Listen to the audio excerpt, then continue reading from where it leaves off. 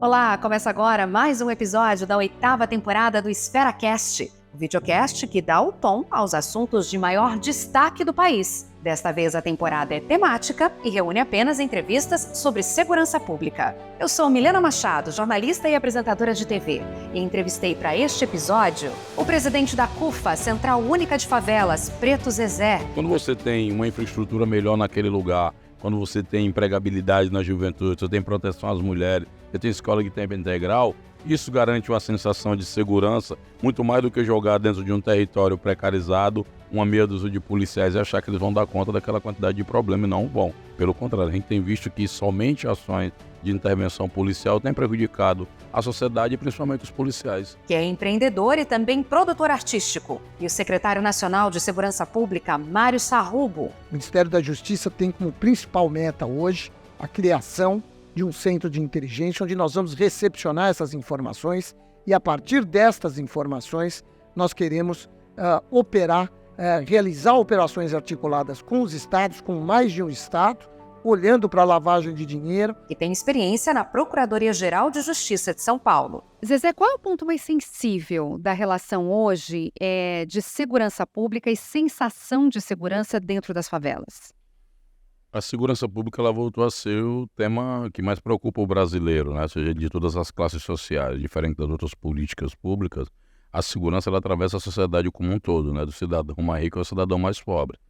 A preocupação. Agora, os impactos, eles atingem mais as populações mais pobres que não têm acesso a se proteger. Isso tem a ver também com a ausência de políticas públicas, com políticas precárias, isso tem a ver com a fragilidade da presença do Estado dentro desses territórios e que acaba por deixar vácuo para que outros grupos se organizem, grupos armados que acabam organizando, né, aquele caos ali daquela ausência. A sensação de insegurança nas favelas, qual o índice ultimamente? Não há uma medida de sensação de segurança porque a gente muitas vezes confunde sensação de segurança com um contingente de segurança. Então, você bota um monte de viatura no lugar e acha que está uma sensação de segurança, né? As favelas são muitas vezes lembradas muito nesse aspecto. Mas quando você tem uma infraestrutura melhor naquele lugar, quando você tem empregabilidade na juventude, você tem proteção às mulheres, você tem escola de tempo integral, isso garante uma sensação de segurança, muito mais do que jogar dentro de um território precarizado uma meia dúzia de policiais e achar que eles vão dar conta daquela quantidade de problema e não vão. Pelo contrário, a gente tem visto que somente ações de intervenção policial têm prejudicado a sociedade e principalmente os policiais, que não tem como dar conta daquela quantidade de coisas que nem são agenda de polícia na verdade. A gente está vivendo tempos também em que as questões sociais estão sendo tratadas única e exclusivamente como caso de polícia. E eu acho que é onde dá um erro e é um prejuízo para todos. Fica então aqui já uma provocação e um desafio, né, secretário? Como é que a Secretaria Nacional de Segurança consegue agir, atuar e participar para expandir então essa solução, articular entre os stakeholders, né, os agentes que podem de fato contribuir para a segurança pública de verdade? Na verdade, o Brasil tem um grande problema hoje no campo da segurança pública, que é um problema geral. Nós somos uma federação, a segurança pública ela é dos estados e a União tem, por obra do Sistema Único de Segurança Pública, por lei, a obrigação de induzir e fomentar boas políticas para os estados. Nós temos um crime hoje absolutamente organizado e temos um estado desorganizado, cada estado trabalhando de uma forma e a União tentando induzir boas políticas. Então a gente precisa de alguma alteração legislativa constitucional para adequar, mas mais do que isso, a União tem que exercer o papel porque não há tempo para alteração legislativa. Então nós precisamos articular e integrar essas informações. Cada estado da União hoje, cada estado da nossa federação tem um centro de inteligência. O Ministério da Justiça tem como principal meta hoje a criação de um centro de inteligência onde nós vamos recepcionar essas informações e a partir destas informações nós queremos realizar operações articuladas com os estados, com mais de um estado, trocando informações, olhando para a lavagem de dinheiro, retomando territórios, porque quando a gente pensa em territórios tomados hoje pelo crime organizado, é importante que a gente tenha uma ação das nossas forças integradas, mas na sequência tem que entrar o Estado, tem que entrar a cidadania. Em muitos territórios hoje, a população está recebendo o que o Estado deveria lidar pela criminalidade organizada. Então nós precisamos entrar no lugar do criminoso e retomar aquele território para o Estado, devolvendo cidadania efetiva para essas pessoas. E isso só pode ser feito com integração. Pois é, aqui a gente está numa oportunidade única. Estamos nós três sentados numa mesma mesa, né? O veículo de comunicação, as favelas, o Poder Executivo. E a gente precisaria estar assim mais vezes reunidos. Eu não tenho dúvida, não é muito importante esse diálogo. E o Ministério, nós, na Secretaria, no Ministério, o ministro Ricardo Lewandowski determina sempre que a gente ouça, que a gente dialogue, né? Inclusive, ele já está marcando de me encontrar em Brasília. Nós vamos sentar para conversar. Hoje, Uma agenda que surgiu aqui, de uma no agenda que Fórum surgiu Esfera, aqui no Fórum Esfera, sem dúvida alguma. que é uma iniciativa de veículo, né? Exatamente. Hoje, a diretora do Fundo Nacional de Segurança Pública está numa favela aqui em São Paulo, conhecendo, entendendo quais são as lógicas, para que a gente possa entender na base, ver ali o que está acontecendo e como nós podemos agir para melhorar. E a nossa conversa, que será em Brasília ou em São Paulo, não importa, será de fundamental importância para que a gente possa criar políticas que sejam e que cheguem na ponta, que se transformem a realidade dessas pessoas. Zezé, qual que é a sua visão? O que então você, né, representante, como presidente da Central Única das Favelas, né, um legítimo representante do povo brasileiro, a gente pode estender inclusive assim, o que você espera do Poder Executivo? Está aqui uma oportunidade de falar de frente para o Mário, né? Eu acho que esse exercício de escutar hoje vai ser muito necessário, porque a gente vive à volta de uma ideia de que a segurança pública não se faz só com polícia. Eu acho que isso é uma coisa positiva para nós, porque a gente consegue conversar diretamente com o gestor dessas políticas para a gente, inclusive, levar as experiências que nós já estamos desenvolvendo. Infelizmente, a agenda de segurança pública ainda é muito contaminada e a própria sociedade está muito capturada por isso, de uma ideia de munição efetiva, viatura, prisão. Isso já tem sido feito. Se você olhar o nível de lotação nas cadeias do Brasil, vai em cada estado, você vai ver que eu sou do Ceará, por exemplo, e o meu estado saiu em 2 gestões de governo de 7 mil presos para 23 mil. Com a mesma estrutura Então penitenciária. é uma loucura isso. E jovens que vão para dentro desses lugares, onde são grupos que, inclusive, se organizam contra as injustiças do próprio sistema penitenciário e que as pessoas se associam a ele. Quando elas saem, elas continuam associadas a esses grupos. Então, se a gente continuar achando que vai apagar fogo com gasolina, não vai para canto nenhum. Então, quando a gente produz esses diálogos, é inclusive para a gente entender um pouco qual é a dinâmica que está se dando. O setor público ele tem uma velocidade e um tempo próprio, a sociedade tem uma agonia, uma emergência outra. Então, como é que a gente equilibra essas coisas? E eu acredito que quanto mais a gente produzir essas agendas que são de interesse da sociedade, porque amanhã o Sarrubo vai sair, mas eu quero saber o que a gente pode produzir agora que ele está. Qual o legado que ele pode abertura deixar, né? O que para a ele gente pode... conversar e conhecer mais, né? Para a gente, essa transparência, esse diálogo, essa visita no território, essa escuta, o que eu posso aproveitar desse momento privilegiado para produzir políticas que vão durar para a sociedade, não somente de um governo. apoiar e fortalecer o executivo, encorajar o executivo a tomar decisões perenes que tenham efeitos de longo prazo. A indústria, vamos dizer assim, as empresas, elas já se organizam de certa forma multidisciplinar já há um bom tempo. É inclusive uma estratégia de desenvolvimento de novos produtos, serviços, aprimoramento, buscar eficiência. O que falta, secretário, para a gente então misturar as áreas e montar esses squads também quando o assunto é de interesse público? Olha que interessante, esse projeto que nós temos de montar centros de inteligência no Ministério para recolher informações e montar também, eu disse ali no evento, expandir os centros integrados de operações de fronteiras, os CIOFs, eles trabalham justamente com a integração entre as forças de Estado, mas também, e isso é muito importante, a aproximação da sociedade civil. Não há como ficarmos distantes da sociedade civil quando a gente pensa segurança pública. Então, hoje, nós trabalhamos, por exemplo, no Ministério, com entidades, com organizações da sociedade civil, como o Fórum de Segurança, Sou da Paz, Instituto Igarapé.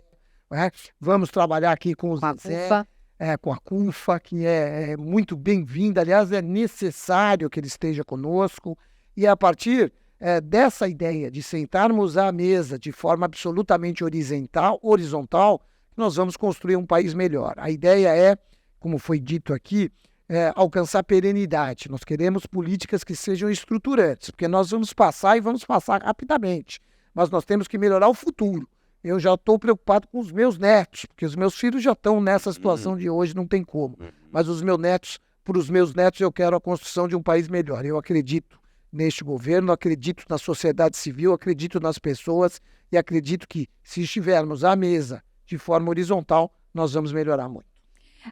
Eu queria encerrar com 3 perguntas, que é o formato do nosso podcast, e as respostas podem ser bem curtas, de 30 segundos, mas elas estão colocadas aqui para a gente tentar extrair a visão dos nossos convidados, a visão pessoal e também a visão institucional deles, né, partindo da função que cada um exerce no seu trabalho, a respeito desses assuntos que a gente está buscando refletir e encontrar soluções, como, por exemplo, a segurança pública. Então, eu queria começar com você, Zezé. Qual que é, na sua opinião, o maior impacto da falta de segurança na sua vida? O maior impacto é a possibilidade de você existir com dignidade, né? Você não pode sair, o transporte público está comprometido, a escola não vai funcionar, a segurança atravessa todas as dimensões da sua vida. Você não vai abrir o comércio, não vai fazer uma festa, não vai para o campo de futebol. Então, é preciso a gente também compreender segurança como algo muito maior, né? E quando ela falta para todo mundo. Muito bem. E na sua opinião, secretário, qual é o maior impacto da falta de segurança na sua vida? Olha, na minha vida pessoal, muitas vezes a falta de liberdade para andar nas ruas, não é? O medo que a gente tem de andar na rua. Eu gosto muito de aproveitar a cidade, não é? De curtir a cidade, de andar na calçada, de caminhar, de correr, né? Eu sou corredor. Não é? E essa falta de segurança nas cidades, se isso acontece para mim, eu imagino para as camadas mais desassistidas da população, para aquela pessoa que chega à noite em casa depois de um dia de trabalho. Não é? Então isso está muito difícil. Às vezes caminha no escuro para tomar um ônibus, para poder trabalhar. Exatamente. Então essa sensação, essa impossibilidade praticamente da gente andar livremente nas ruas e nos aprisionando nas nossas casas, nos nossos prédios, nos nossos condomínios, isso para mim é péssimo. Eu quero derrubar as grades dos condomínios e quero todo mundo na rua, quero que os meus netos voltem a brincar na rua como eu brinquei. É um sonho maravilhoso. Falou muito bem, Preto Zezé, sonho maravilhoso, secretário. Se a gente pudesse dar uma nota, né, numa escala aí de 0 a 10, na sua opinião, secretário, quanto que seria o desenvolvimento do Brasil econômico, social, se a gente conseguisse, se não nesse primeiro momento resolver o problema da falta de segurança pública, mas diminuir pelo menos a sensação de insegurança? Olha, eu vou dizer uma coisa para você. Se nós diminuirmos a criminalidade para a média dos países do mundo, a gente melhora em 0,5% o nosso PIB. Olha, que praticamente 1/3 do nosso PIB pode melhorar. Olha quantos empregos, quanta um PIB gigantesco. O Brasil é um dos 10 maiores países do mundo. Mais então, olha o quanto isso impacta na nossa economia e na nossa vida. Então, precisamos melhorar, precisamos subir. A criminalidade está começando a diminuir. A gente vai apresentar na próxima semana índices positivos. Não é? E a ideia é que a gente possa transformar, que a gente possa melhorar para que as pessoas possam viver melhor. De 0 a 10, nós precisamos de nota 10 na segurança pública para melhorar a vida das pessoas. Agora fiquei curiosa, mas daria para o senhor já nos revelar qual que é o principal fator que diminui a criminalidade, a violência? Nós tivemos uma diminuição substancial nas mortes, nos homicídios e nos estupros. Né?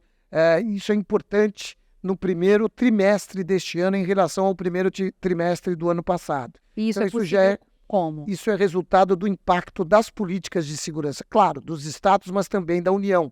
Isso é resultado de trabalhos, por exemplo, do Pronace 2, que está indo nas favelas, que está criando líderes comunitários, que está indo nas comunidades procurando atuar. Isso é resultado do trabalho da sociedade civil, como o Zezé, como tantas outras entidades que estão trabalhando. Isso é resultado do nosso Brasil. Nós vamos avançar e vamos melhorar. E na sua opinião, Zezé, de 0 a 10, se a gente diminuísse pelo menos a sensação de insegurança, quanto que o Brasil se desenvolveria?